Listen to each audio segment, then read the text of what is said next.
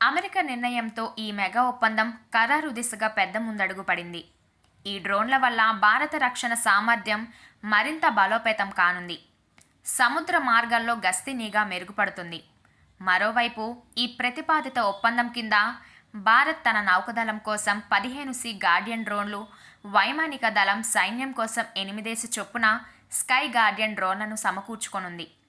కాగా భారత నౌకాదళం ఇప్పటికే 2 గార్డియన్ డ్రోన్లను ఉపయోగిస్తోంది. మన దేశానికి పక్కల్లో బల్లెంలా మారిన పాక్, చైనా లాంటి దేశాలకు దడ పుట్టించే ప్రిడేటర్ డ్రోన్స్ దూసుకొస్తున్నాయి. భారత్ చేతిలో ఈ డ్రోన్ అస్త్రాలు శత్రువుల వెన్నులో వణుకు పుట్టించనున్నాయి. భారత్కు అగ్రరాజ్యం అమెరికా శుభవార్త అందించింది. భారత్కు 31 MQ-9B సాయుధ డ్రోన్లను విక్రయించేందుకు బైడెన్ ప్రభుత్వం ఆమోదం తెలిపింది. ఈ మేరకు అమెరికా కాంగ్రెస్కు నోటిఫై చేస్తూ అవసరమైన ధృవీకరణను అందజేసినట్లు రక్షణ భద్రత సహకార సంస్థ పేర్కొంది.